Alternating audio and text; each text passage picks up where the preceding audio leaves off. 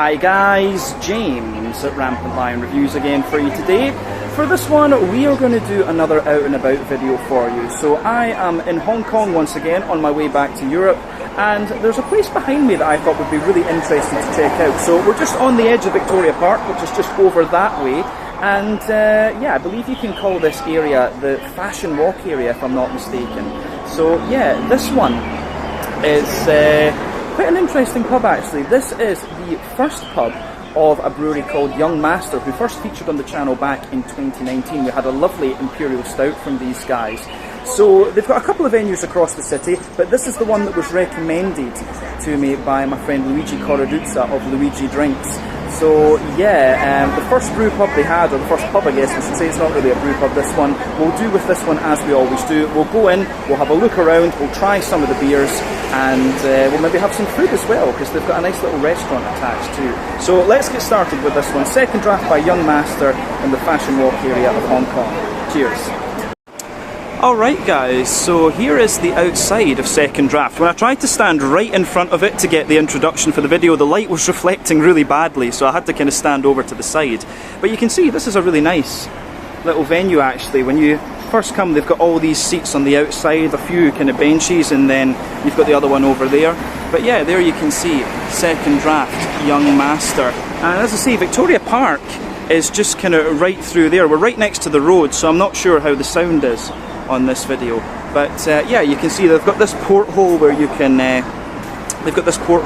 order your beers, and yeah, like I said earlier, this area is called Fashion Walk. So yeah, the opening hours for you, and like I say, when you come in, they've got this lovely kind of square bar here, which is great, but you're greeted as well by this nice kind of mosaic of Young Master. So there you can see the characters for Young Master. I know this one from my Japanese is small, but Master I wouldn't have known actually yet from my Japanese. But you can see over here they've got the restaurant where they're cooking all your food, and they've got this lovely square bar. They've got 22 beers on tap from what I understand, and quite a lot of them are their own, but there are some guest beers here as well. But I have to say, lovely little bar. There you can see the tap list, which we'll have a look at a little bit later on. But my first beer is waiting for me, so yeah, you can see over here we've got a lovely German Pilsner that we're going to film at the moment. So yeah, let's have a little look at this and see how we go. This is a very good place to start. Alright guys, well, let's get started with our first tasting then here at Young Master's Second Draft. So yeah, the first beer that we're going to have a look at, as I said, I think is a very good place to start. So this one is simply called Contemporary Pilsner, and it's based on the Czech style of the Czech variant of the style, I guess we should say. So we should expect something a little bit more kind of spicy and a little bit more bitter, I think, than the German variant. But yeah, as you can see, the beer looks pretty much as you would expect. Lovely kind of pale golden straw colour. When it came out, it had about a half finger of a frothy, I would have said kind of slightly cream coloured head, but it does look very nice. Not too much in the way of visible carbonation, but you can see there's a bit of condensation on the glass. It just kind of goes to show you how warm it actually is here in Hong Kong at the moment. I think we're over 20 degrees at the moment, but the humidity obviously is the thing that is going to get you in Hong Kong. It's not madly hot at the moment compared to what it can be. But yeah, as we said, 4.5% ABV. This one, it says that it's 22 IBUs. Remember, Pilsner Urquell, the OG Pilsner, is 30 IBUs. So this will be a little bit less bitter than that one. But let's have a wee look at the aroma and see what we go with, how we go with this one. I think this one looks pretty much as you would expect for the style. So aroma time. Yeah, that does smell pretty nice actually. Very clean, slightly crisp, but it also comes across in the aroma as being a little bit more of an oily Pilsner actually, so we'll need to see if that transpires in the flavour. Yeah, so for me, backbone of the beer, you've got a little bit of a kind of fresh, white bready bread crust coming out of this one. On top of that, you can feel the fluffy white bread as well. You get a little bit of the Pilsner malt dryness in the back of the nose for sure. And then on top of that, you start to get some kind of McVitie's digestive biscuity type qualities. This beer does have a wee bit of the oily sweetness to it, like I kind of said a minute ago. But yeah, it kind of gives you everything you would want from the malt base. A little bit of dryness, a little bit of biscuity sweetness, a wee touch of smooth bread, but a little bit bread crusty as well.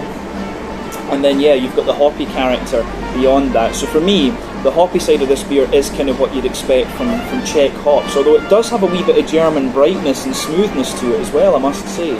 So yeah, a little tiny bit of earthiness, a little bit of herbal quality, a slightly more spicy floral aromaticity to it as well. And then yeah, a little bit of a lighter, grassy, zesty kind of deal. So yeah, aroma-wise, this one is quite nice on the hops as well, but pretty much what you'd expect. On the fruity side of things, there's a little bit of kind of, I would say there's a little touch of almost gooseberry-like character to this one. Yeah, a little touch of a kind of gooseberry-like character. You've also got a little bit of, you've got a bit of an oily pear, a little bit of sultana, I think, maybe a little touch of a fresh green apple, and then something a little, maybe a teeny tiny hint of lime mixing in with the grassy esters at the front of the nose there. But yeah, kind of everything you would expect from a Pilsner beer, to be honest with you. So yeah, let's get stuck into this one. This is the Contemporary Pilsner, 4.5% ABV, our first beer here at Second Draft by Young Master Brewery. Slàinte, skål, cheers, Gambe.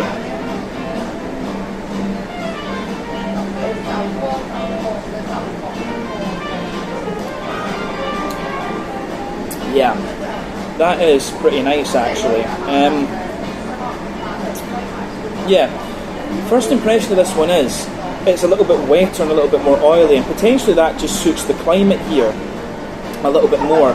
It's quite the wetness and oiliness in this beer gives it a little bit of a more kind of refreshing quality. When you have the humidity, you would kind of expect that, but in fairness, you do get more of the dryness and bitterness out of this beer the further into the aftertaste you go. But this is a nice Pilsner, I will say that about it for sure.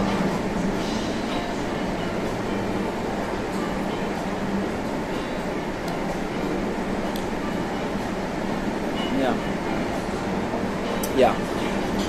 Pardon me. Let's just break this down and describe it a wee bit more kind of in depth for you. So, I would say the backbone of this beer, middle third of your palate, you've got a nice little bit of the kind of bread crusty character that you were expecting, not too dry. Above that, you get a little thin layer of like an almost sweet wholemeal brown bready character coming out of the beer, and above that, you get a little bit of a more fluffy white bready character. So yeah, quite a bready Pilsner this one. But what I'll say as well is that above the white bread, toward the back of that middle third of your palate, that's where you get the kind of dryness out of the crisp Pilsner malt. You really get that crisp, dry character, which is what you want from this style. As you move further forward though into that middle third of the palate, you can feel a little circle in the dead centre there. So that's, you get a little bit of a straight up kind of, there's a wee tiny bit of an almost sweet caramel there, but it's more like a biscuit, and you can feel that that just kind of dries out and gives you the more grainy biscuit. It's like McVitie's Digestives actually, the biscuity character in this Pilsner, but I think this one has a wee bit more sweet character compared to some that I've had, so a bit more of a slightly sweet and oily and wet Pilsner this one, I would say, rather than being very dry and crisp as some others can be. But it's very nice, I like this.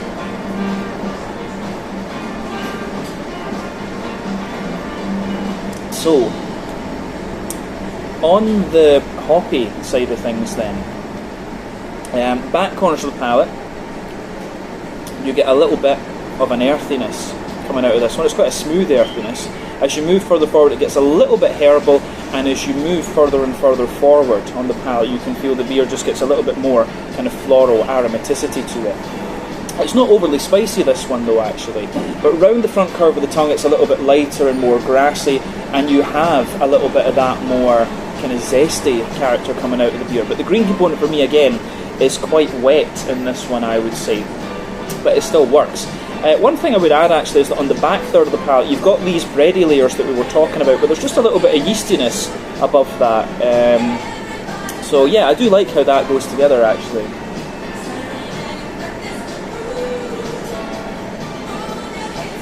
Yeah, just a wee bit of a lighter, more farmhousey bread with a touch of honeycomb.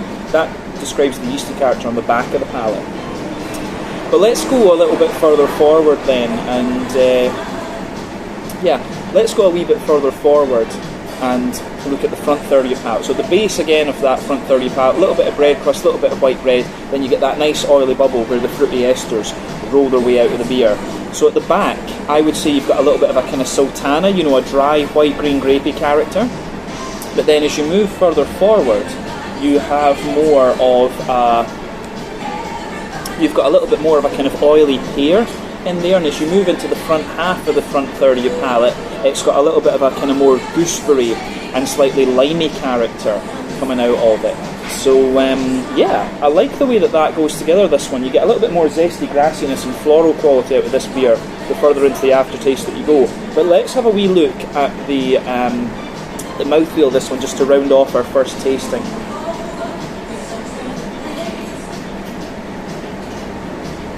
Although in fairness, we have said quite a wee bit about that already. So yeah, on the mouthfeel, I would say this beer is light-bodied, but pushing toward the top end of light-bodied. The carbonation is a little bit. The carbonation has a little bit of crispiness to it as well. It's got a little bit of that, but the malt base, as we said, has a wee bit of dryness, but a bit more oiliness to it. This beer does lean more toward the oily, sweet side of things in a sense, but you get a wee bit of the Pilsner dryness mixed in, and that comes out more the further into the aftertaste you go. We know the IBUs in this one are 20 or 22, which yeah, feels about right. And then the fruity side of this beer again is a little bit more kind of oily, I would say. So yeah, the way that this beer goes together in that sense is really quite nice. So yeah, I think that's a very nice place to start. This was the Contemporary Pilsner, 4.5% ABV, our first beer here at Second Draft by Young Master. I'll catch you guys in a second with something else. See you soon. Alright guys, so let's take a little look at the tap list here at Second Draft. So like I said to you, they have 22 different beers on tap. The first few are their own. So Contemporary Pilsner, 4.5% ABV. Then the Cha Chan Tung, a 4% salted lime goza. The Classic Pale Ale, the 1842 Island Imperial IPA. Then down here you've got a sour IPA from Black Arts Brewers and Blenders in Australia. Moving on here, you have the Red Rose Tea Saison, which is a Heroes one. These guys do some really solid stuff in my experience. Izakaya in Berlin, a Berliner Weisse with yuzu peel and sanshu. I'm curious to see how that is, but I'm not the greatest fan of pepper in beers, to be honest with you. Down here they've got a hazy IPA from Hawkers in Australia, Ink, which is their kind of regular stout, another one of the house beers, and then yeah, the Adventurer from West Coast Double Haven in Hong Kong. So yeah, another brewery I haven't heard of. I need to see if I can find a bottle or something at HK Brewcraft. But there you can see the Second Draft by Young Master symbol, which is quite nice, I have to say. Then at number 11 you have the Heroes Pilsner, a peach and passion fruit sour from Vault City back in my native Scotland, of course, which would be very interesting. Then if you come up here, some more Australian stuff. Jorben from Akasha Brewing Company, a double IPA. Another one from Australia that I haven't heard of, Sobremesa, Fermentory and Blendery, Our Daily Brett. Sounds quite interesting. Yeah, then you have another few things from another one from Heroes, CL Dan, an American IPA, the Super Happy Hazy Pale Ale from Cloudwater in Manchester, another one from Vault City, Double Cinnamon Cherry. Yeah, interesting. So then you come up here, Rave Cave from Range Brewing in Australia, a brewery that we tried recently on the channel, very, very good. The Snap number 9 from Heroes Beer Company, an Oak Wee Heavy. I might have to try that. I don't know, when I go to tap rooms I kind of make the rule that I only try the house beers, but yeah, Heroes don't really have their own bar, which is a bit of a shame. But yeah, that could be quite interesting, a wee heavy. Then you've got Kapoozie, which is a double New England IPA from Heroes Beer Company. The Chungking Espresso from Young Master. I think we'll finish off with that one. And then they have Old Rosy Cider. So yeah, that is a little look at your tap list here at Second Draft. I'm here on the 18th of April 2023, just so you know. Alright guys, well, time for tasting number 2 then here at Second Draft. So the next beer that we're going to have a look at is called Taproom. I've probably destroyed the pronunciation of that. I do apologise, I have very little familiarity with Cantonese, but the beer itself should be quite interesting. We'll be a lot better at describing the beer than speaking Cantonese. So this one is a salted lime gose coming in at 4% ABV, and the lovely people behind the bar were telling me that Taproom is like it's a Cantonese term for a kind of almost like fast food restaurant, but not so much fast food, like a very local kind of restaurant here in Hong Kong. So yeah, quite an interesting name. I like it when you've got little local things like that you can share. But anyway, as you can see, this beer is poured with about a half finger of a frothy, I would say kind of cream coloured head.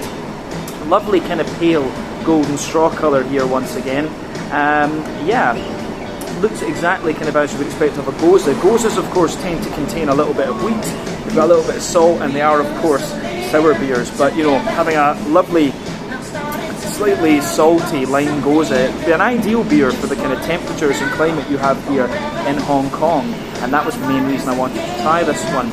So yeah, you can see a few bubbles sticking toward the side of the glass here, a few little ones going up toward the bottom of the head, but I mean overall it does look pretty damn nice, I have to say. The head has just faded away to be a kind of thinner foamy layer already, but it looks really, really nice.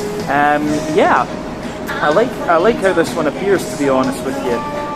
Yeah, pale golden straw colour. You can see it's got a little touch of haziness to it, and I think the lighter colour of this one is potentially down to the presence of the wheat. But yeah, let's take a wee closer look at the aroma of this one then and see how we go. Yeah, straight away, really quite interesting aroma. For me, you have a little bit of the you get the salt and the lime out of this one right away. That's what jumps out of the aroma at you. But underneath that, you can get a little bit of, you know, fresh white bready bread crust, a bit of a thicker white bready character in there, and then yeah, you have a wee bit of the more. You can smell the kind of density of the wheat. There's maybe a little touch of like woody character to this one as well. You definitely get the saltiness mixing in there too. And then yeah, you have there's maybe a teeny little bit of like biscuit or something in there, but that might just be picking up. This is a more bready, salty kind of affair in the malt base. As I've said in many reviews before, for me sour beers are quite straightforward, but they always, if they're done well, they always taste really nice. And a Gose, of course, is a German style sour beer from Goslar, and the original brewer that young master had was German. So yeah, explains why they've got a lot of German beer styles. Yeah, on the, other than that, I don't think there's too much to say about the malty kind of adjuncty side of things. In terms of the hoppy character out of the beer, there's a little bit of that typical German noble character, a little bit of an earthiness, a little bit of a kind of herbal quality. You've also got a bit more of a kind of brighter grassy and floral character in this one too. So yeah, the way that goes together I think is very, very nice. But yeah, beyond that in the aroma, like I say, you've got that good little bit of saltiness in there, big oily lime. There's maybe a little bit of like a kind of fresh green apple kind of character in there as well for me, I would say that for sure. But yeah, aroma wise, it goes together like really, really nicely. Yeah, gets a thumbs up from me from that perspective. Gives you everything you would expect, to be honest. I don't think we need to say any more about the aroma, so it's probably about time that we taste this one. So yeah, this is the Taproom, hopefully pronounced that okay, from another one from Young Master, a 4% fruity lime gose. So yeah, slange, skål, gambe.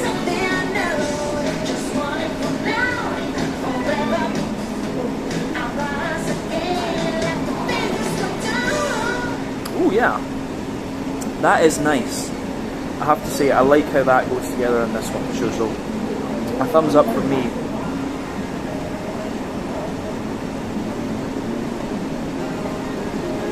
Yeah, solid gose actually.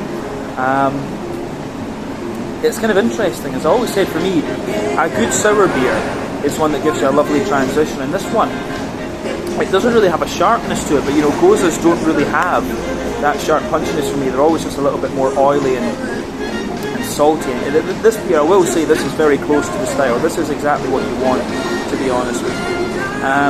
Yeah, let's just break this down and describe it a wee bit more in depth, as we always do. So yeah, for me, the backbone of this beer, if we look at the middle third of the palate, you've got a little bit of kind of fresh white bready bread crust, and then above that you've got a good white bread to this one. It's not so much light and airy. It has a little bit more density to it, but it's very, very smooth. German bread is always kind of like that in my experience. And I would say, on the malt base, there's not too much else to say other than that. On the back third of the palate, you have the same kind of thing. You've got the bread crust, but then the bread is a little bit lighter and more airy. You've got some of the yeasty characters above that. On the back third of the palate, the flavour is taller. Then as you come further forward, it just condenses down and squashes together that little bit more.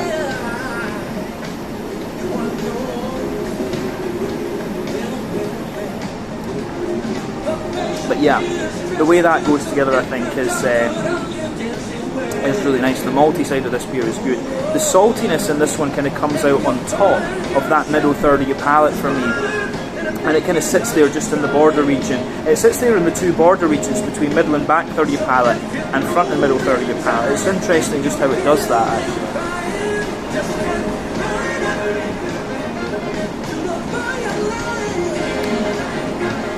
That is nice, I have to say. Gets a thumbs up from me. Yeah, flavour-wise, this is pretty damn nice, actually.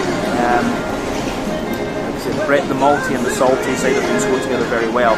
On the hoppy side of the beer, the green component in this one is quite wet. In the back corners of the palate, you do get a little bit of smooth earthiness there. It gets a little bit herbal as you come further forward, and you get a wee tiny bit of floral character, but for me it's a little bit wetter and a little bit grassy. But one of the things you always have to remember with beer is if you add in fruit as an adjunct, it's always going to suppress the green component a bit. So the limey character in this beer, the limes are suppressing the green component a little bit in this one, which is why that's definitely why the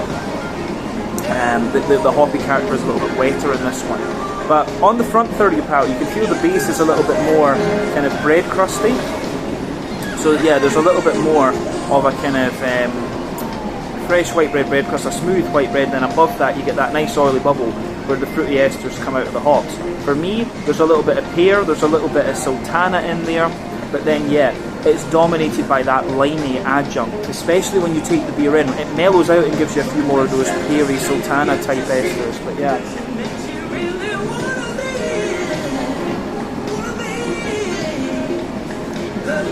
Yeah, the way that goes together is really quite nice. And then you get a wee touch of sharpness just out of the lime. You can feel the lime just sitting on the kind of front tip of your tongue. It really is lovely, actually. But yeah, mouthfeel wise, I would say that this beer is. I'd say that it's kind of bottom end and mid-bodied. The carbonation is quite smooth. It's got a bit of a wetter mouthfeel to it, and then there's a wee touch of oiliness in there, and the saltiness too, which I think are great. But yeah, I like that about this one. You get a wee touch of like citricy sharpness in the beginning, but then you also have that little bit of smooth kind of bitterness in the aftertaste too, but a very nice goza. Yeah, more of an oily, kind of citrusy, oily type beer, this one, but the wheaty character of this one is very, very nice. But to be honest, I think that's everything we need to say about this. This was the Cha-Chan Tunky, a salted lime goza, 4% ABV here at Second Draft, one of the Young Master pubs. So let's leave it at that. Until the next time, slange it, skull, and I will catch you guys in a second with another tasting. Cheers! Alright guys, well let's have a little look at the menu here then at Second Draft. So you get chef's picks every day. So for the picks today there is the Impossible plant-raised beef meatball. That actually sounds quite interesting. I might be quite curious to try that. They've got buffalo dumplings, Ger hot prawns. Of course I probably can't eat either of these two, not so good with fish. And then coriander top laid sandwich. This sounds quite interesting actually. Yeah, so behind this they have the yellow part of the menu which tells you all the different beers, and they've got this separated into the kind of light and refreshing. So this is your sort of pale ales and lager. Then you have the more kind of hop-driven things, the IPAs and the double IPAs and stuff. Then you have the sour beers, and you can see they've got quite a nice mix of selections of both, I would say. And then you also have the more kind of malt-driven stuff at the back. So yeah, it's quite good how they set that out, and they give you quite a bit of detail about each beer. So I have to say that this is a good thing. Of course, they've got a good few kind of cocktails and things like this as well, mocktails as well, which look quite a nice, good selection, I have to say. Remember, these prices are all Hong Kong dollars, I should point this out. So about 10 Hong Kong dollar is £1 sterling, so maybe €1.10, $1.20 American, something like that, just so that those of you watching in different places have an idea of the prices. But yeah, a few spirits, different kinds of whiskey, although I will point out this shouldn't be listed here. Michter's is a bourbon, which is not a whiskey. If you're going to say it's a whiskey, it should be spelled with EY. So yeah, Ardbeg is the only one in the Glenmorangie as well that I think would fit into that category. But anyway, that's me being picky. So yeah, some rum, some vodka, some classic cocktails, and then above this you've got some natural wines in here, which should be quite interesting. Natural wine is something I do need to get into a little bit more. But then yes, you have the food menu here. So you start off with some bar snacks, malatung, edamame, heatwave mushroom, cold dressed chicken gizzard, fatty edamame, top blade slices. The top blade slices caught my eye as well. Small plates, fries, fried chicken, buffalo wings. They have beef tendons, but that seems to be out at the moment. They must change the menu quite regularly, actually. Some French toast, dangerously rich chocolate cake, could be quite interesting. And yeah, we have the mains as well. So yeah, you've got your veggie stuff up here. Maple burrata, $158. Mushroom asparagus, $138. So yeah, about £16 sterling, £14 sterling for the other. Seems to be about £15, £16 for the average kind of dish. But yeah, you've got a fried chicken sandwich in there, Tyndall sandwich as well, which is quite interesting. A plant-based chicken, fuyu carbonara, wok fish, hanger steak, the crab and the leaves, kiela. It sounds interesting. This is like a big, basically slow-cooked pork leg, basically like a pork knuckle actually. So yeah, 45 minutes to prepare this one, and yeah, that'll set you back about 55 sterling, 60 euros or something like this. So yeah, all in all, quite a nice little menu here at Second Draft. So there's a little look at that. We'll get some food later on, I think, and I need to think about what I want, to be honest. Alright guys, well, time for tasting number 3 then here at Second Draft. So I thought I'd come and sit outside and enjoy this one out here. So yeah, we're going on to the more hoppy side of things now, and this is one of the more classic Young Master beers as far as I can gather. So this one is the 1842 Island Double IPA. So yeah, 8% ABV this one. As far as I can gather, it's more of an old school West Coast Double IPA, and I've really missed this style over the last wee while. But when this beer poured, it came out with a half finger of a frothy, I would have said perfect white head on this one, incidentally. That has faded away to be a kind of thinner, more foamy layer now, but you have got that nice foamy ring around the edge of the glass. But you can see with this beer, it has a little bit of a kind of medium amber colour to it as well. So yeah, I'm not sure how well you can see on the front of the glass there, but just try and take some more of the stuff away. But there is the Young Master symbol right about here. Yeah, get rid of the stuff on the back. Then you think you can. Then maybe you can see it. No, I don't know how well you can see the. Maybe you can see the. Yeah, here you can see it now. If I put my hand there, the Young Master, the legs, and the 2 little badges there. But yeah, like I said, 8% double IPA with this one. Lovely kind of medium amber colour. Remember, the colour of your beer depends on the different kinds of malts that you use. This goes a long way to determining your EBC rating. 2, length of your wort boil is also going to play a role as well, because the longer you boil the wort, the more the sugar's caramelised, thus you get a darker colour of beer. Barrel aging adjuncts play a role as well, but not so often that you have to care about that when it comes to IPAs of any kind. But yeah, I think that's everything we need to say about the appearance of this beer. We can have a little look at the aroma of this one and see what it's all about. And yeah, I have to say, this smells absolutely lovely. Very old school West Coast double IPA, this one. You can tell that straight away.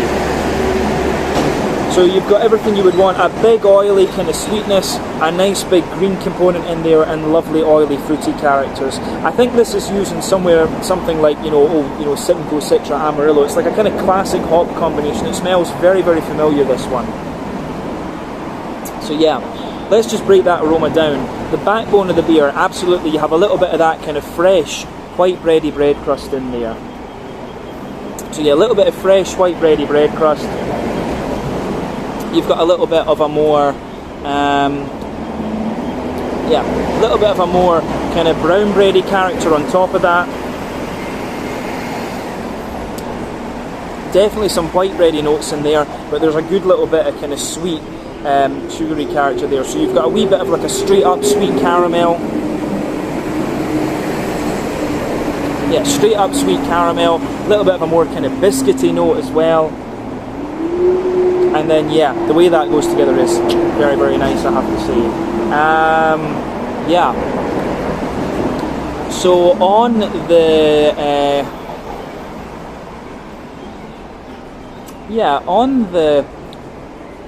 kind of malty side of things, oily caramel, a little bit of biscuit, maybe a tiny little bit of woodiness, but other than that, I think we've covered it.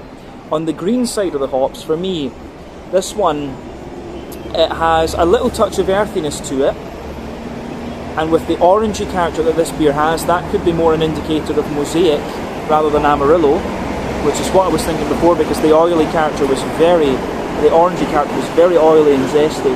But yeah, maybe a little tiny bit of earthiness in there, but quite a big floral note, and also some nice oily grassy notes too. So yeah, the way this beer goes together in that particular sense is really, really nice. So yeah, a little touch of pine resin underneath, big floral notes and oily grassy kind of characters as well. So yeah, the fruity side of this beer is quite nice for me. It's nice too. I would say there's big oily mango in there, a little bit of passion fruit, but for me it really leans more toward a kind of orangey side of things. So I do get the feeling, like I say, that this is maybe a sort of Citra, Simcoe, Amarillo type deal that this beer has. Yeah, I like that about this, to be honest with you. Lovely, as I say, lovely mix of things going on in this beer. But yeah, very classic old school West Coast IPA, this one, definitely. So as I always say, take a bit of time to enjoy the aroma of the beer, but let's get stuck into this. This is the 1842 double IPA, 8% ABV from Young Master. Slange, Skål, cheers, Gambe.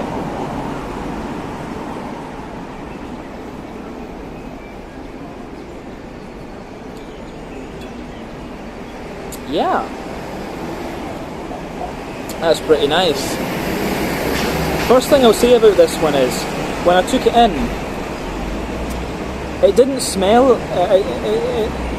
It didn't smell as if it was going to be overly bitter, this one, and it isn't madly bitter actually.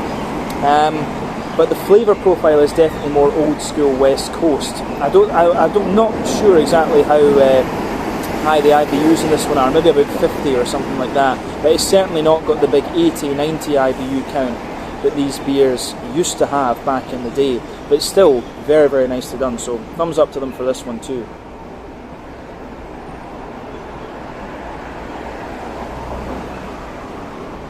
So for me, this beer, we'll break it down.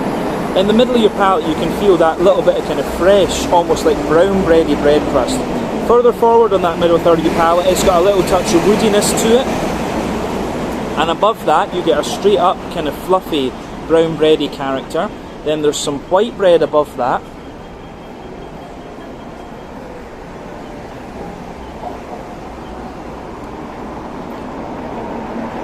Yeah, as I say, bread crust, wholemeal brown bread with a little bit of sweetness in there, a little bit of woodiness further forward on the middle third of your palate too, white bread, and then you get the kind of brown sugary notes out of this one. So there's a little bit of a kind of straight up sweet caramel in there. And as you move further, the sweet caramel comes out in the dead centre of your palate, and as you move further out, toward the edges of your palate, you've got a little bit of a more kind of, you've definitely got a wee bit more of a kind of McVitie's digestive biscuity sort of thing coming out of the beer. So I like that. I do like how that goes together. Yeah, mix of sweet caramel, a little bit of biscuit, that sits on top of the white bready character in this beer. I would not be surprised if this one is using German malts because of the way the breadiness comes out, and I know the original brewer was German as well.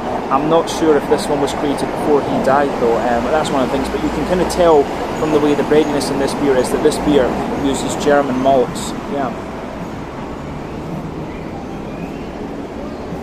And one thing that's interesting to point out when it comes to Hong Kong breweries, there is no import tax here, so they can import these German malts, and even though they're from further away, it's still relatively cheap for them. The same with the hops from Australia, New Zealand and the US.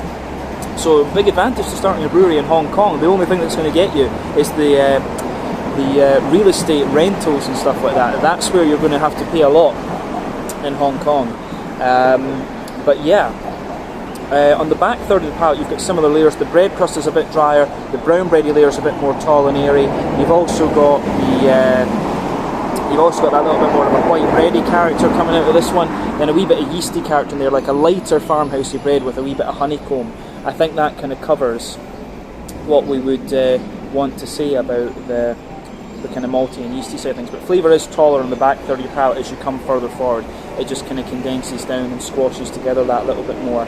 So yeah, that's the malty side of the beer. The hoppy side of things.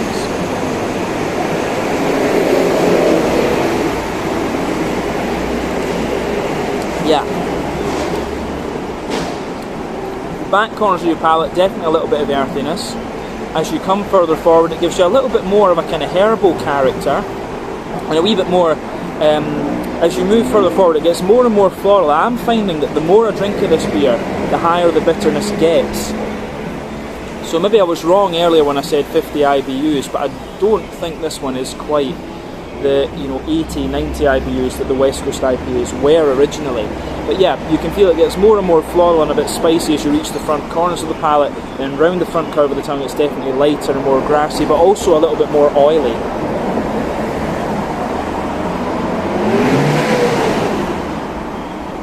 Yes, that taxi was in a hurry. Yeah. But yeah, let's look at the front third of the palate then, and the fruity side of things. So the base of that front third of your palate, you've got a little bit more of a kind of bread crusty sort of thing, smooth white bread on top of that, and then you get a little bit of a nice kind of oily, fruity character. You get that nice oily bubble where the fruity esters roll their way out of the beer. At the back of that front third of your palate, you can feel there's a little tiny touch of grapefruit there. As you move further forward, it mellows out to be more of a passion fruity note.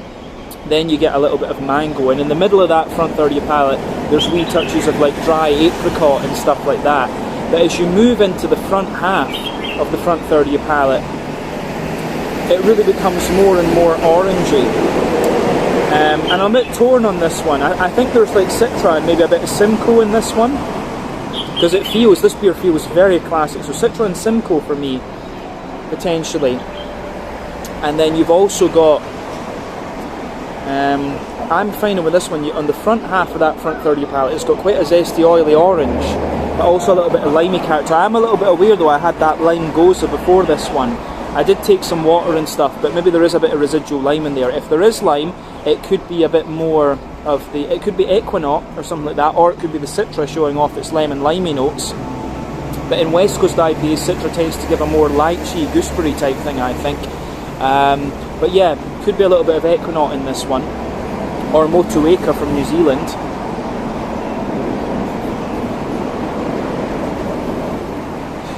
But yeah, the oily orangey character in this one is quite nice.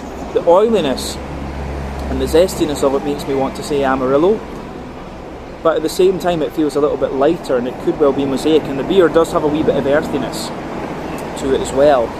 So I don't know exactly what one it is, but I will say that this beer, the fruity side of it is very nice. It's got a bit mix of tropical and a mix of more kind of citrusy oily fruit, which is what you want from this style. I think that's everything we need to say about the flavour of this one, to be honest with you. Mouthfeel wise, pushing toward the top end of mid-bodied, smooth carbonation, a little bit of an oily mouthfeel to it, which is what you want from a West Coast IPA, definitely.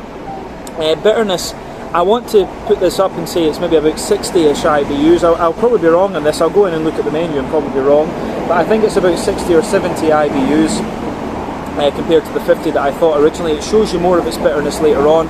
Malty character, say a little bit of dryness, bit of smoothness, good bit of sweetness as well, and a lovely oily, fruity character to this one. So yeah, it's a big thumbs up from me, this beer. I really like how this goes together.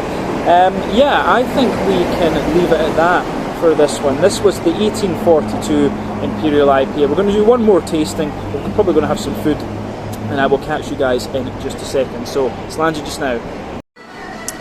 Alright guys, so another thing that's kind of cool about Young Master that I didn't know, this must have happened in the last couple of years, but they have their own highballs now. So for those of you that don't know, highball is a type of cocktail that's quite popular in Asia. It contains a spirit and then like a non-alcoholic mixer, so you know, like whiskey and lemonade or gin and some kind of fruit juice, something like that, but usually they're served in quite tall glasses with lots of ice and things like that, and it's quite watered down. It's basically like a kind of quite watered down cocktail, but yeah, of course they're doing these things as well. They're called Higher Than, which is kind of cool. So you've got salted lime, Mala Mule, Iron Goddess tea, yuzu gin.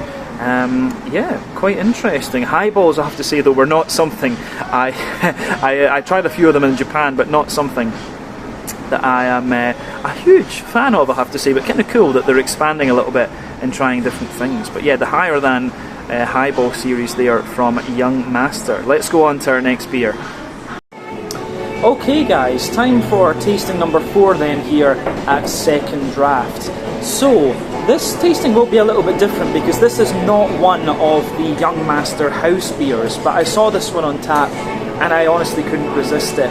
So the one that we're going to have a look at now is this one here, just above my finger, the Snap 09. This is a nitro Scotch ale, oak aged, coming in at 9% ABV from Heroes Beer Company. Now, Heroes Beer Company are very interesting. They do lots and lots of collaborations from what I remember, and one of the main guys behind this brewery is also one of the main guys behind Carbon Brews, who we know are very solid. But as far as I know, Heroes Beer Company don't have their own kind of taproom and things like that. You can get their beers quite easily at TAP, the Ale Project, and stuff like that. But yeah, they don't have a dedicated kind of Heroes Beer Company bar. So yeah, I just thought, you know, a Scotch ale, my native beer style here in Hong Kong, oak aged, 9% ABV, we need to try this. So that's what we're going to do. But yeah, we've got this beer in a nice teku glass.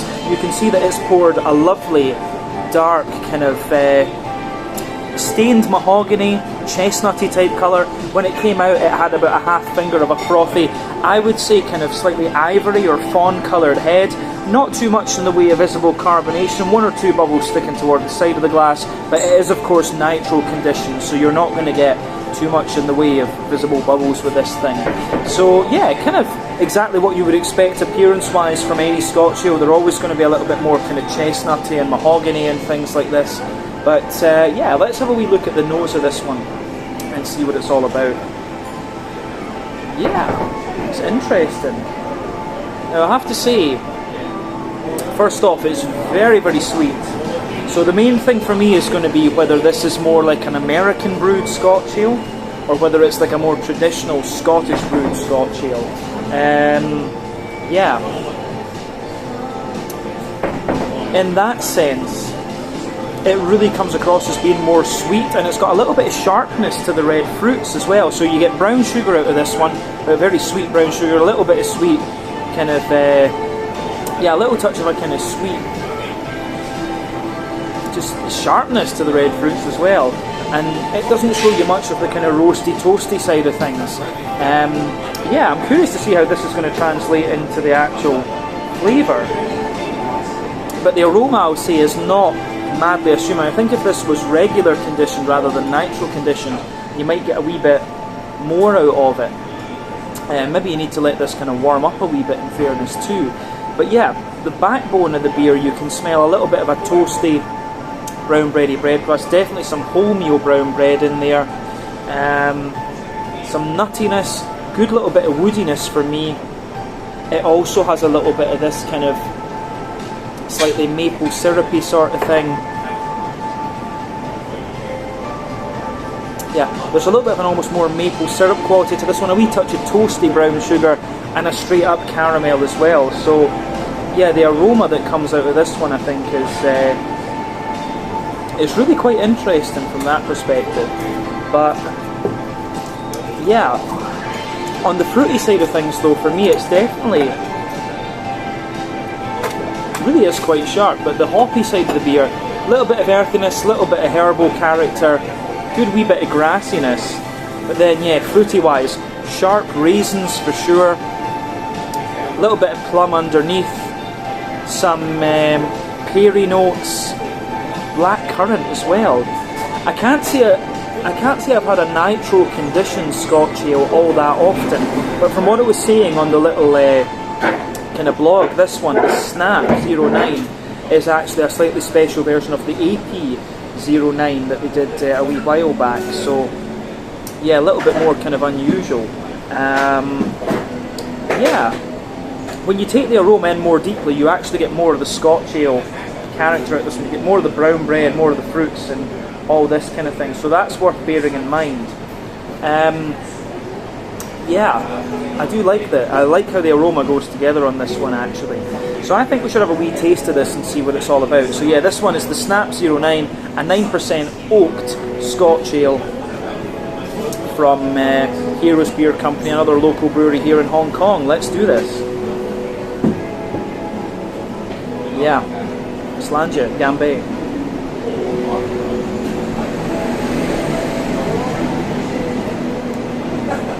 Oh yeah, I will say this about this beer. It's a lot more kind of sweet and malty. That slightly sharper fruity character it has must just be something to do with the aroma. Yeah.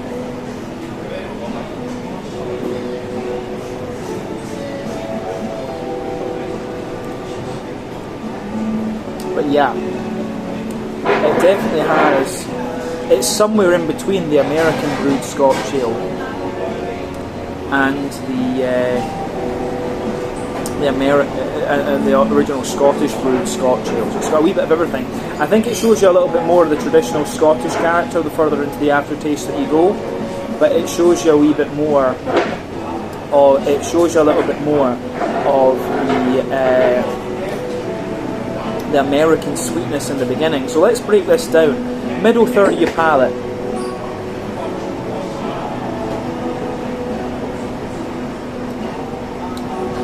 Yeah, backbone of the beer, lovely little bit of kind of roasty, toasty, well-fired bread crust, but it's obviously not as dry this one because of the nitro conditioning. So yeah, lovely little bit of roasty, toasty, well-fired bread crust in there.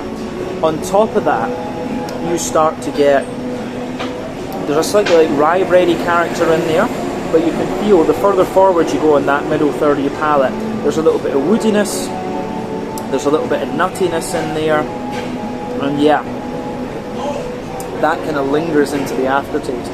But yeah, smooth wholemeal brown bread, maybe a tiny little bit of white bread above that, and then you start to get the brown sugary notes out of this one. So there's a slight layer of a kind of more leathery, dry, brown sugary character coming out of this beer.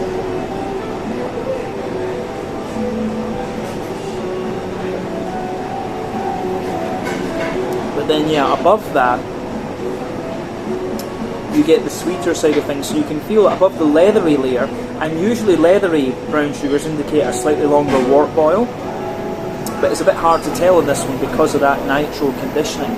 But yeah, there's a bit of a toasty brown sugar. Then in the middle of the palate, you absolutely get a bit of that more oily, caramelly note. But there's a little bit of woody character from the oak, obviously sitting underneath this one, and you can kind of tell that it's oak chips rather than an oak barrel because the woody character is inherently dry. But a little bit of nuttiness coming out of this one. So yeah, sweet caramel, bit of dry, leathery caramel underneath. and definitely a wee bit of biscuit too. The back third of your palate is kind of similar. You've got the bread crust, which is a bit drier, the kind of almost rye bready layer in there, the wholemeal brown bread, and then above that you get a more yeasty character. So a little bit of a kind of McVitie's digestive kind of honeycomb type flavour on the back third of the palate as well. So yeah, the way that goes together is really nice.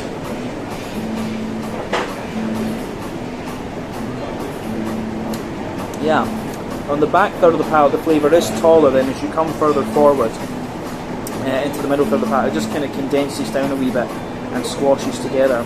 But yeah, the hoppy character in this one's quite interesting too. Back corners of the palate, there's a little bit of a smoother, earthy type note to the beer, and then yeah, as you move further forward, it's a little bit kind of herbal, definitely. So I think probably, I wonder if the hop that's used in this one is potentially Bramlin's Cross from England. The earthy and the herbal notes feel quite familiar, but as you move further forward, it gives you a little bit of floral character and a wee bit of grassiness around the front curve of the tongue, slight touch zesty, but not too much, and the herbal earthy character does make you think it's that English Bramlin's Cross that's coming out of this one. So yeah, interesting beer on that perspective, I have to say. The hoppy character is quite nice. Front third of your palate then. So the base of the front third of your palate is a little bit more kind of, there's a bit of bread crust in there, smooth brown bread, and then above that you've got that nice oily bubble where the fruity esters kind of come out of the beer. So let's just take this in a bit more. The fruits do differ from the aroma quite a little bit. Like, it almost feels that the oaky character, I think, is really helped by the nitro feel in this one. Like, the real smoothness and stuff that you get out of this beer on the oaky side of things is great. So yeah, lovely little bit of dry oaky character in there. That sits underneath the fruit. Then you've got this little kind of, you have this little kind of sultana, like dry white green grape, you know, and a little bit of oily pear in there as well. But there's potentially just a wee bit of like a raisiny, so you know, sharpness when you take it in. As you move further forward into the middle third of your palate, you still get the oily pear, but then underneath that, as you go forward, there's a little bit of oily fig. And then the front half of the front third of your palate, it's a little bit more kind of black curranty actually. So the fruity character in this one has the more dry fruity nature that you would expect of a Scottish brewed Scotch ale. If I was to compare this in terms of flavour profile, like an 80 or 90 shilling. So remember, the shilling system in Scotland was basically to do with the tax. So it was called the shilling before the pence. Before they decimalised the pound, it was known as the shilling. And so the idea with Scotch ales was that the further up the alcohol scale you went, the more tax you would pay. So a 30 shilling is at the bottom end of the spectrum, the least malt, the least alcohol, thus the least tax, whereas the 90 shilling, or if you want to go higher, the 160 shilling, were the ones that would have the most malt, the most alcohol, and thus you paid the most tax on. So that's where the shilling system came from. This beer is definitely kind of more in the kind of 90 shilling category, but at 9% is a wee bit strong. You could potentially argue that this is a 160 shilling, but it's a wee bit drier at the same time. So yeah, really, really nice Scotch ale, this one, I have to say. The oaky character really comes out in it, but Heroes, regardless, Heroes Beer Company have done a really good job at this one, and usually in these videos I try to make a rule of sticking to the home brewery, but when there's a Scotch ale on tap from a brewery that I know are good and I'm not going to find elsewhere, we're going to have to break the rule. And I think I did that the last time I filmed in Hong Kong as well. So yeah, I think we can leave it at that for this one. This was the Snap 09, a 9% oaked Scotch ale, nitro conditioned, from Heroes Beer Company. Catch you guys with one more tasting in just a little bit. Cheers. Alright guys, so I decided to order some food and it just arrived. So here we have the Tai Hang fries with some, if you look at the menu, it tells you it has a little bit of takana, which is a Japanese kind of spice, some cumin dust and some dried chili. So yeah, this should be quite nice. But we also got the chicken sandwich, and I asked them to remove the coleslaw from this because I just really do not like coleslaw. So yeah, it tells you a little bit about the sandwich over here, the fried chicken sandwich, brioche roll, 3 yellow chicken. This should be very nice, but I have to say it looks lovely. Let's have a little taste of this and see what it's all about. The sauce, incidentally, is like a chili mayo with a little bit of the Japanese takana in it as well. But yeah, let's taste it. Alright guys, well, let's try a little bit of the lovely food that you just saw a second ago. So the fry on its own, oh yeah, this is quite nice. It's got a little bit of the kind of peppery dryness to it. So not very salty, but more a kind of dry, peppery type quality to this one. Yeah. I mean, you do get that lovely kind of dry spiciness in the aftertaste with this. But really nice fries, very well cooked, soft in the middle, crispy on the outside. You can't ask for much more than that when it comes to the fries. Lovely. Let's have a wee look at the mayo that came with these and see what this is all about. So, not sure how well you can see that, but there you go.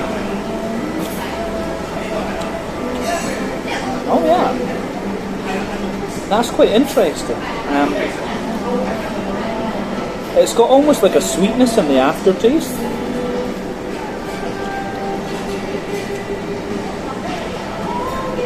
Yeah, almost a little bit more of a sweetness in the aftertaste with this one. Yeah. Yeah, I really don't know what to make of it. I like it. I certainly like it. But it gives you a bit of sweetness in the beginning, and then it really dries out and gives you a wee bit of spiciness the further into the aftertaste you go with it. Yeah. So chili mayo, a bit of takana. Yeah, I'm going to say I don't really know what to make of that, but I think it's very nice. But I think we should have a little look at the burger now. So I got a little bit of sauce on my finger. You can see. Let's have a wee look at this. Quite a sweet sauce actually. So the sauce, it said, was like Nam-tu mayo and pickled. Yeah, this is kind of interesting.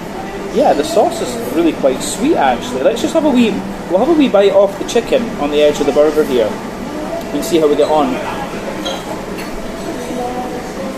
If you look inside, chicken is actually yellow. Got 3 yellow chicken. But yeah, very, very crispy coating. Very easy to eat, and the sauce itself, as I say,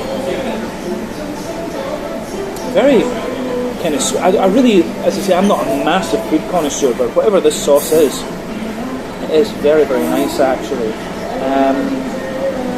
Yeah, I just noticed actually there are some pickles on the bottom of this bun. So I'm really not a great fan of pickles and things like that. So we'll get rid of that for the moment. So yeah, for me I just want chicken, bread and sauce. That's it. So yeah, really don't like, never liked pickles, I have to say. But let's have a look at the chicken itself. Is really kind of soft, tender, and it's got a little bit of a kind of almost spicy character to it, and the sweetness of the sauce just balances it out really well. Yeah, lovely chicken, but let's try the whole burger together. And I will say that I don't often eat chicken burgers. I'm more of a beef burger man, but I love fried chicken. So this is a bit unique for me, I have to say. Let's do this.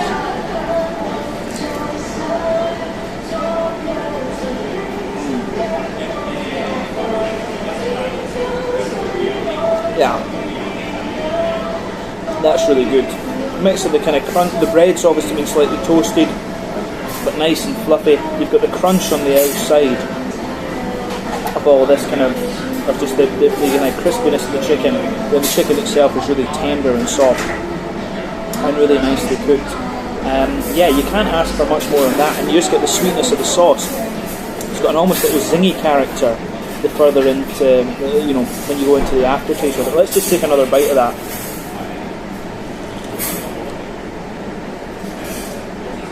Yeah.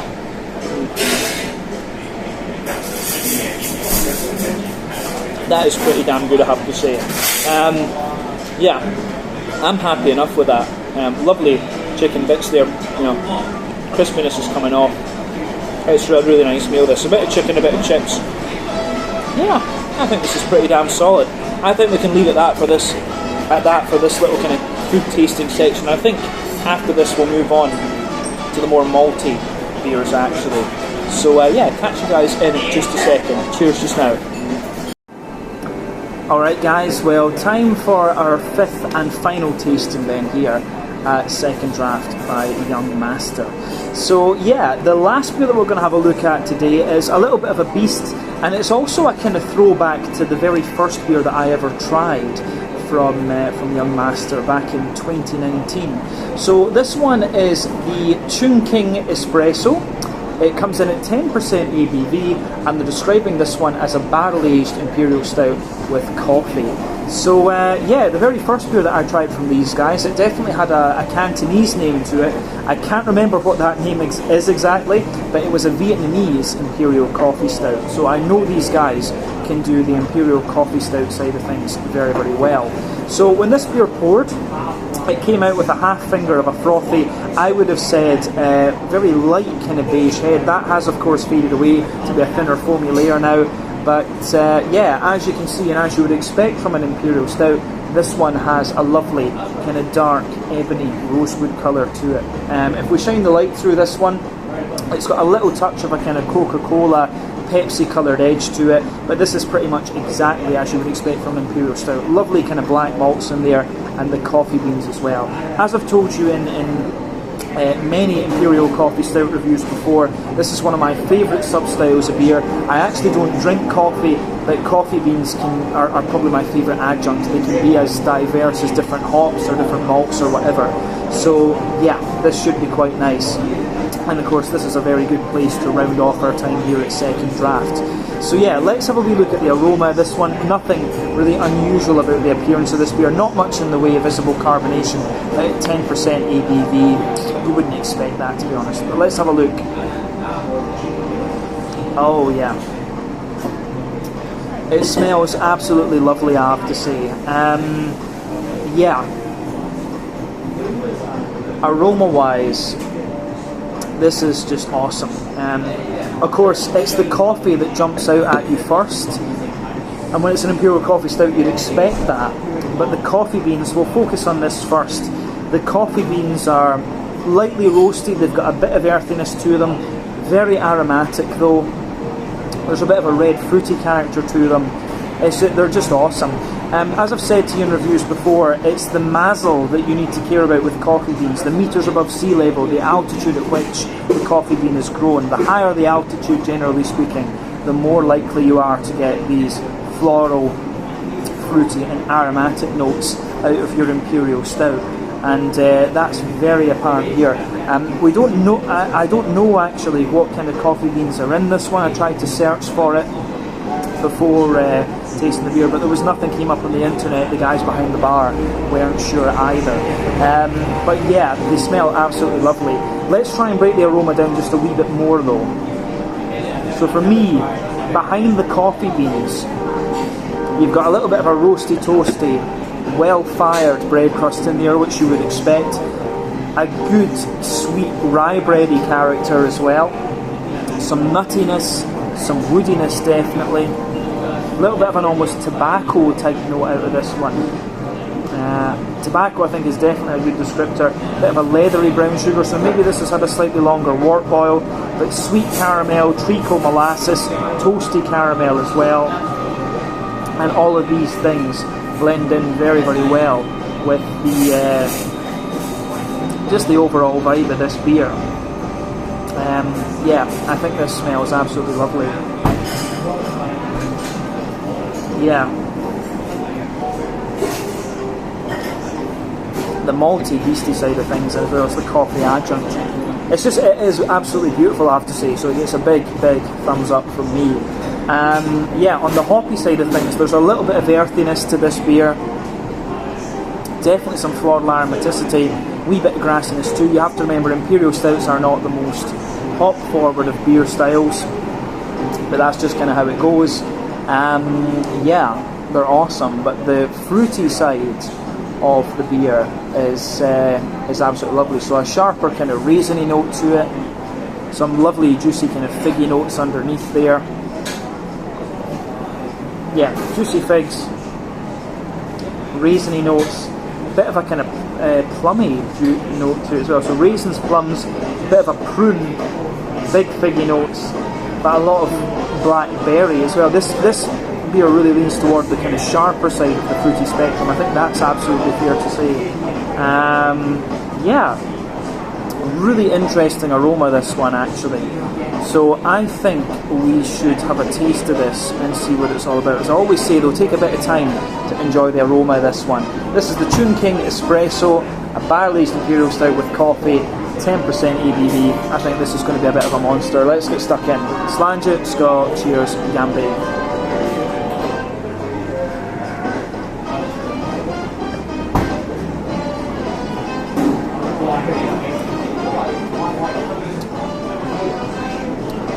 Yeah,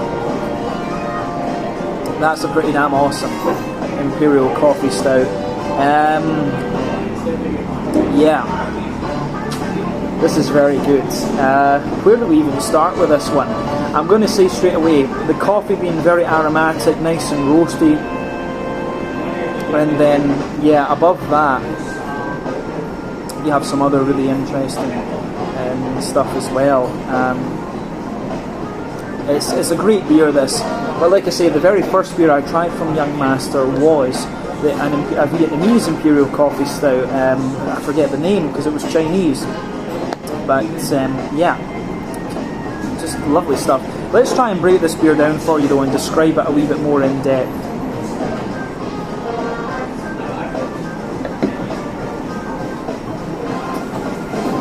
So, middle third of your palate then. The backbone of this beer is a lovely roasty, toasty, well-fired bread crusty character. On top of that, you have a little bit more toward if we talk about the middle third of the palate, roasty, toasty, well-fired bread crust. Further forward, there's a little bit of a woody, nutty kind of character in there. And then above that, you've got a little bit of a drier, sweet, almost rye bready character coming out of the beer. And within the rye bread, there's almost a little bit of... I've never smoked tobacco before, but there's a flavour in there that kind of reminds me of the smell of tobacco. I used to do a lot of toxicology labs with tobacco actually in university. It was quite fun. But yeah, the roasty, toasty, well-fired backbone, the rye bready character, and a little bit of woody character, then the kind of tobacco-y type notes. Above that, you have a little bit of a smoother wholemeal brown bread.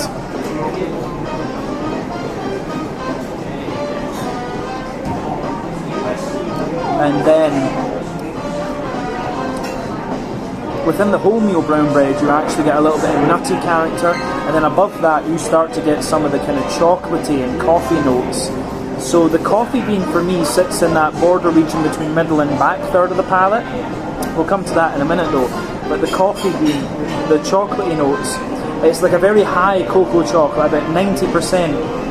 But then as you move further forward toward the front of your palate, it definitely gives you a little bit more of a kind of 60% cocoa chocolate. You can feel it kind of mellows out as you come further forward. Again, the chocolate character is a little bit nutty note to it. Above that though, you start to get some of the brown sugary notes. And for me, the brown sugary notes are... There's a little bit like leathery character underneath, then a layer of kind of toasty brown sugar, and in the dead centre of your palate you'll get a little bit of sweet caramel in there, but then it really becomes more dry and toasty after that. So yeah, leathery brown sugar, toasty brown sugar, then a sweeter treacle molasses kind of caramel note coming out of this one. I really like how that goes together, but I think that describes the middle third of your palate quite well in this one. So yeah, interesting stuff.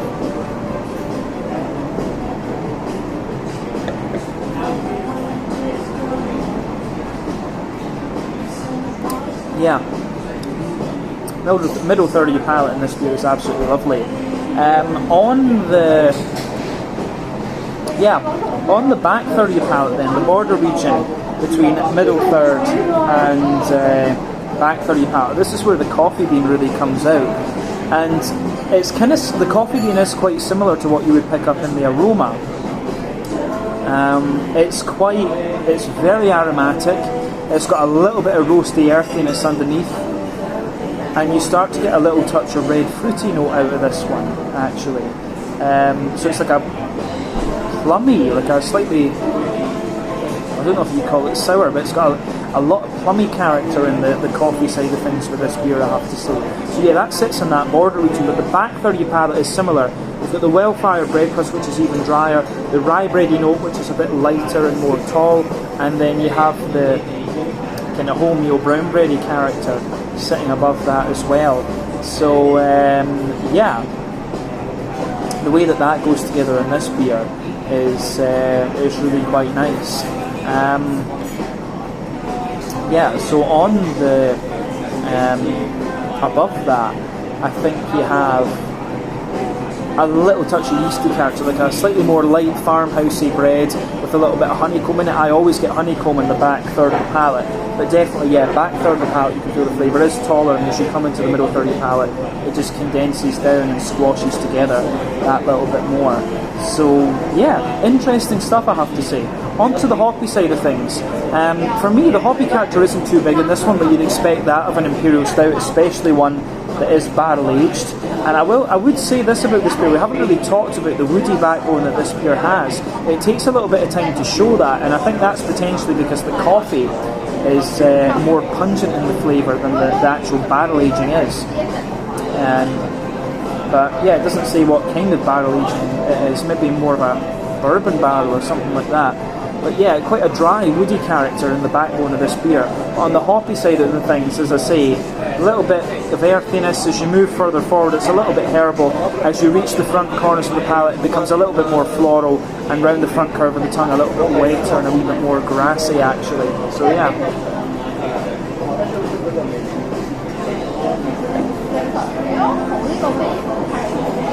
So yeah, not too much to say on the hoppy side of things, but let's look at the fruity character at the front of the palate. So the border region between front third and middle third of your palate, again, a little bit of a bready build. I think it's almost a little bit tiramisu-like in a way.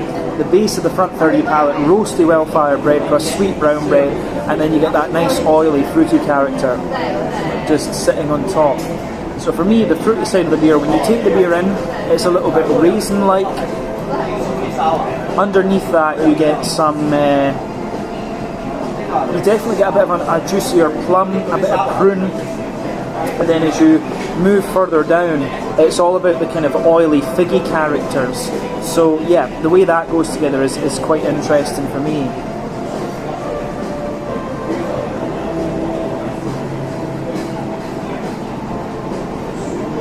So yeah, oily, juicy, figgy characters there, and as you move into the front half of that front third of your palate, the juicy fig is there, but then above that you've got a very sweet and sharp black berry coming out of this beer.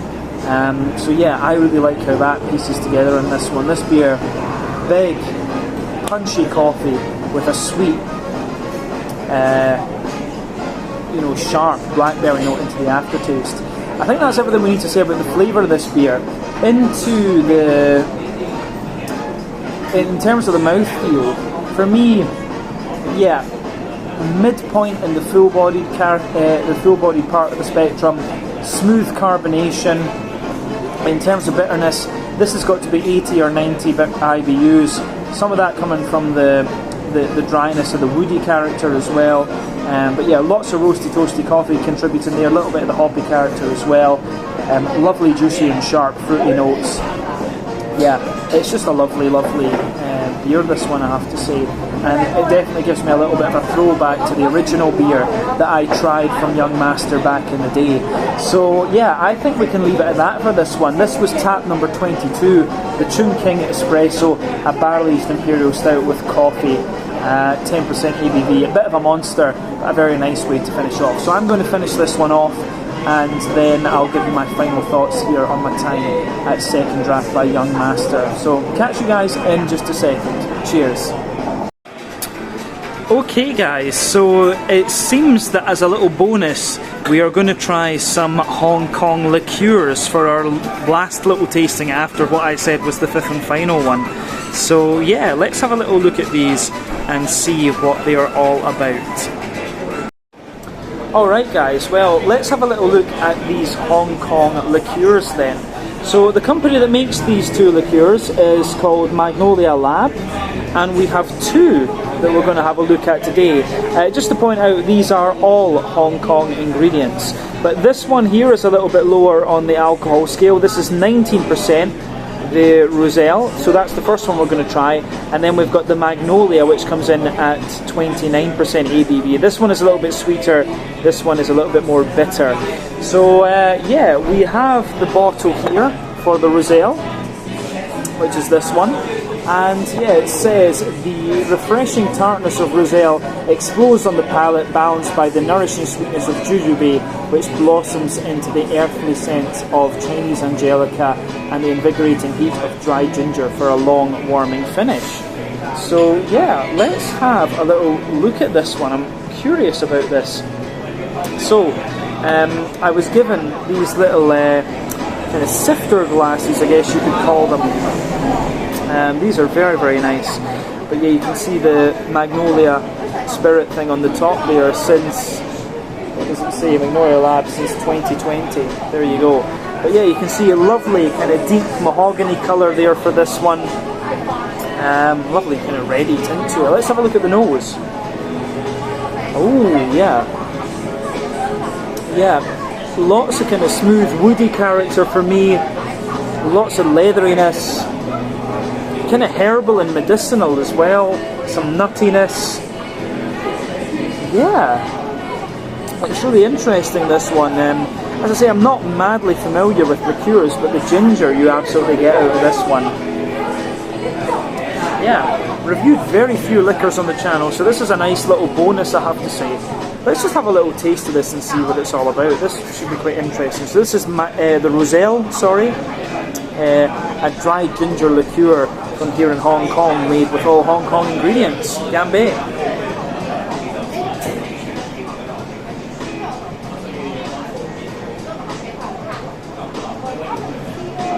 Oh yeah.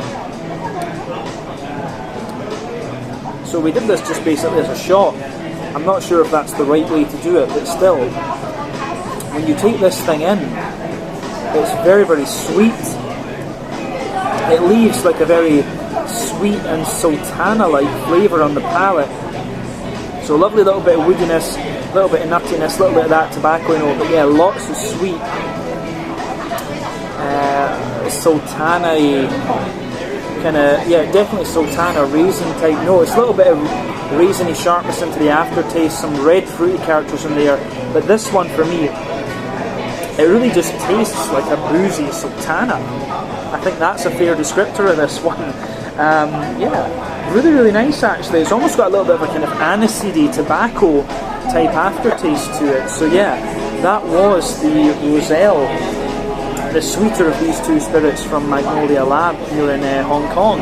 Let's have a little look at the other one, which was described as being a little bit more bitter.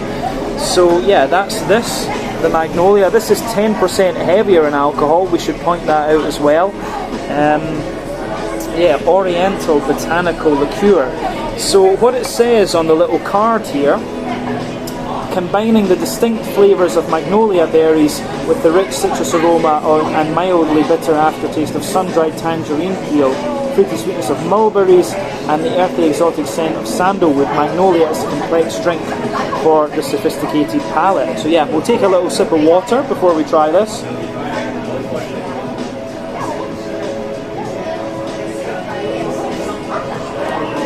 Yeah, a little bit more I think.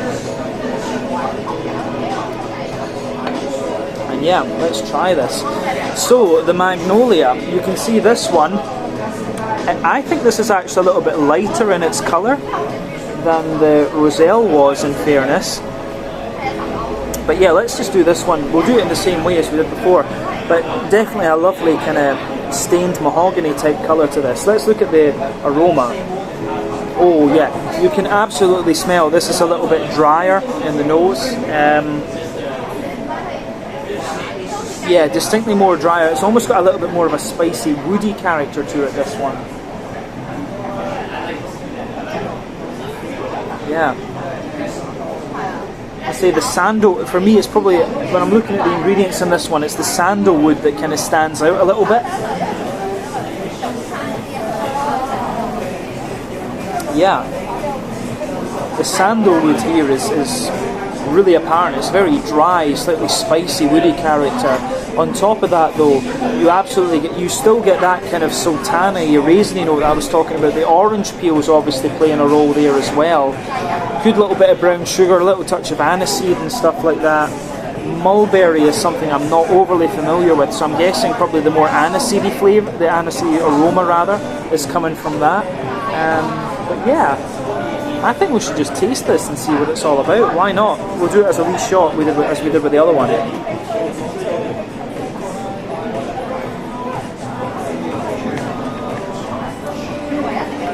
Oh yeah, I can see straight away why this one was described as more bitter to me. You get a little bit of the warmth in the chest just down here, but that's also very nice. Yeah, it's really quite interesting. So yeah, the backbone of the palate with this beer, beer I say, it's liqueur. You get the sandalwood, and it's quite a spicy, woody backbone that it has, quite dry as well. There's little bits of nutty character in there, but really the woody character in this one is quite spicy, and I think it's the kind of spiciness that gives you a lot of bitterness in this beer, in this liqueur. I keep saying beer just out of habit, but yeah, the sandalwood really comes through in this one. Further forward on the palate you get more of the orangey peel out of this one. The mulberries and the magnolia in this one are quite apparent too. Like, it's very aromatic on the back of the palate. Yeah, I think these are things that I would maybe need to try with a completely clean palate to really get what they're all about. But for me, the two of them have been quite medicinal, quite aniseedy leaning, quite brown sugary notes, quite brown sugary leaning, and a lot of kind of sultana qualities. But yeah, definitely the Roselle was very, very sweet, whereas the Magnolia had a little bit more of that kind of medicinal dry bitterness to it. But both very nice liqueurs actually. Very rare that I drink liqueurs right enough. But yeah, a nice little treat here from the guys at Second Draft. I've had a really good time here and been treated very well. I can't really complain at all. So yeah, these are the bottles from the two liqueurs that we just tried, the Roselle and the Magnolia. A sweet and a more bitter liqueur from Magnolia Labs here in Hong Kong. All Hong Kong ingredients apparently. Let's leave it at that for this. So that is your sixth and final tasting here at Second Draft. In a second I'll give you my final thoughts as we go outside. Catch you guys in just a second. Alright guys, well that is my time over then here at Second Draft in Hong Kong. So yeah, I had a really nice couple of hours here. I got to try a good few different Young Master beers, which I was really happy at. We started off with the Pilsner, which I thought was really nice and true to the style, one of the more oily Pilsners I had. Then we moved on to Lime Goza, which I also thought was really nicely done. The 1842 IPA, really classic old school West Coast IPA. We tried the Scotch Ale from Heroes Beer Company, which I couldn't resist. You know, there's a bit of an unwritten rule on the channel that when I see a Scotch Ale on tap, I need to try it. So yeah, we deviated a little bit from the plan of only reviewing the Young Master beers in this video. But yeah, that was really nice too, and to try a Nitro Scotch Ale I think is quite unusual. Then we rounded off with the Coffee Imperial Stout, which was absolutely lovely. And then Katrina behind the bar, she gave me a taste of a few Hong Kong's liqueurs. I was going to say spirits there, but there were more liqueurs to be honest with you. So yeah, they were really nice and very interesting, completely Hong Kong ingredients. So yeah, I had a really nice couple of hours here. If you get the chance to come and visit Hong Kong, Second Draft is a very good place to stop. But remember, Young Master also have a few other places. They've got the 1842 bar, which is close to Central, and then they have Alvy's, if I remember the name correctly, over in Kennedy Town in the west of Hong Kong Island. But yeah, this was the OG Young Master pub if you like, so definitely worth checking out. And I had a really nice time here. I was looked after very well. The food was great too. So yeah, I think we can leave it at that for this out and about video. I hope you guys have enjoyed this one. Really nice to come here and film something for Young Master, and we'll see about reviewing more of their beers on the channel at some point soon. But until the next time, Slange, Skull, cheers, Gambay, your last Hong Kong out and about video for a little while. But we will be back. We will definitely be back to Hong Kong. Gambay just now.